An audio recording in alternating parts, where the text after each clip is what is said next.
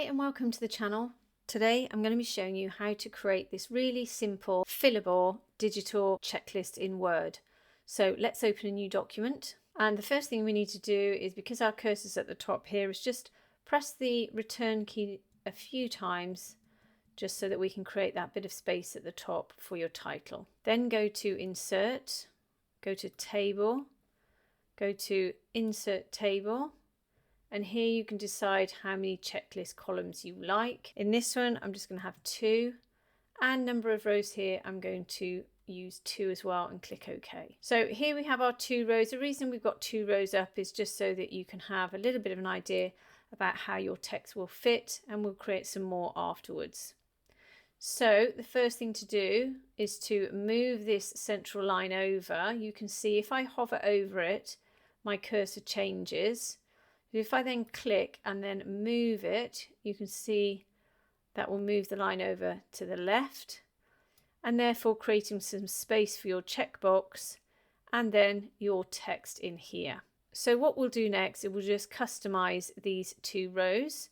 So select them both by clicking on this top left square, go up to Layout, and first of all we want to decide on the height of our cells. So I'm just going to click across here and put in 0.7 and press enter. That gives us a slightly wider cell. You can go up to 1 if you want to, if you want something a bit wider, and that just gives you the opportunity to type in here or just have bigger text if you want to. You can go to smaller text and you can have a lot more rows if you keep the original height. So at the moment you can see that this blue area is at the top of my cell, and that shows you where your text will be and your text box. If I go over to this section here, this is where you'll have your text alignment. So I can center the text and center it in the middle of the cell, or I can align it to the left or the bottom of the cell. It's up to you. So for the purposes of this demonstration, I'm going to click across these 2 cells and I'm going to put them in the middle. And these 2 cells, I'm going to put them at the bottom left. So when I begin to text, you can see how that text will come out. So now I've customized my text boxes, what I can do is introduce some more rows. So pop my cursor in any of the cells at the bottom here, go to Table Layout, go to Insert Below, and just keep clicking. And you can see we can produce more rows. You can go ahead and start to insert your text. So you can start typing. Let's just say, for example, you can select the text, go to the Home tab, then you can select a different font. I'm going to choose this one here, and then you can increase or decrease the size of your font. Now you can see how that lies, and you can make sure that you're happy with where the text is. And then instead of doing that for every one, you can see at the moment it will go back to the default text. What you can do is select all of these cells here, go up to font, click on that font there, and then click twice to 16. No, it's 14. So let's just take that back down to 14. Then when you type, you can see it replicates that top font. So for the purpose of this demonstration, I'm just simply going to paste in all of my text. So I've just pasted in my to-do list, and now I want to put my little checkboxes in so that I can click them when I've done the chore. Click in your cell up here and go to the Developer tab. If you can't see your Developer tab, go to Word, Preferences, Ribbon and Toolbar. On the main tabs here, scroll all the way down to the bottom.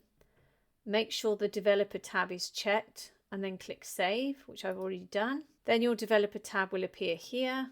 So just click on it, go over to Checkbox and click.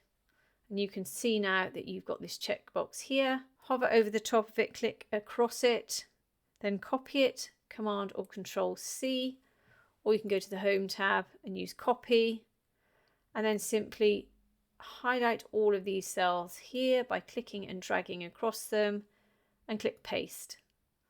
You can see they're all at the top of the cell, so go to Table Layout while it's all highlighted and go to Center Align, and then deselect Now you can see the checkboxes here and the text is at the bottom on the line. If you don't want that, then you can move these checkboxes down, further down onto the line, but it does take it further onto the line and I think it looks a little bit odd. So I choose to take it into the middle. If you put the text in the middle, then it will perfectly line up this way, but that is a personal preference. So let's just put them all in the middle for now. There we go. And now we need to sort out the border lines. So select the table, top left, go to table design, go over to borders and click on this menu here.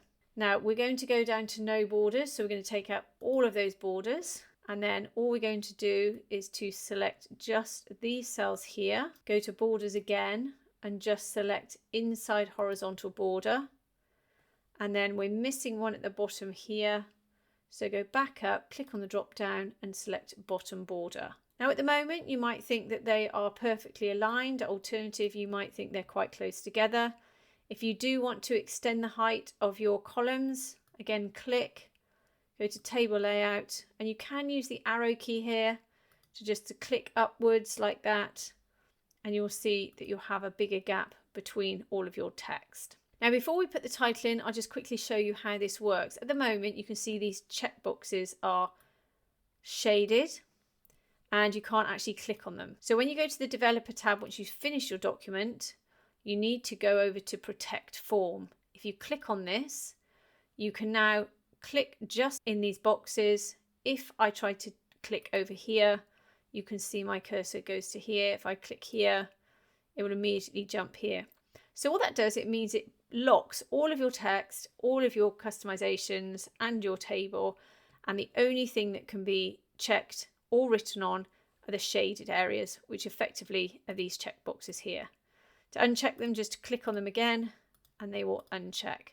If you don't want the shading, just click on shading and it will take out all that shading, but it will work perfectly well without the shading. So to further customize the form, you'll have to unprotect it, because you can see all this is grayed out at the moment. So just unprotect it. Then just click at the top here, go to insert, text box, click on the drop down, select draw text box, click and draw out the text box.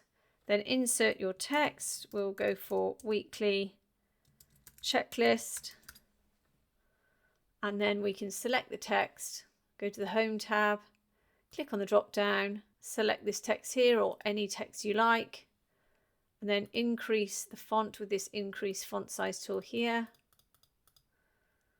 Then if I deselect, you can see we've got this black border line around the outside. We're going to get rid of that. So select it, go to shape format, go to the outline tool here, click on the drop down and select no outline. Then go over to align, click on the drop down and select center align, and that will align this to your page. Deselect, zoom out and check you're happy with the layout. So just move this down a little bit with the arrow keys because it's now been centered, and deselect. So now you just need to go up to the developer tab. You need to protect the form, and this allows the user or yourself just to utilize it to just check the boxes once each of these tasks have been carried out. Alternatively, you can just use it for your own benefit as a normal Word document, whereby you can change all of this text if you choose to, and of course you can click the boxes once you've protected the form. Of course you can print this out and you can manually just tick the boxes just for your own personal use. If you can't be bothered to do all of this and you want a copy, then there will be a link in the description below for where you can download this and all of my other files. So I hope that's helped you today. If it has, please like and subscribe and have a great day.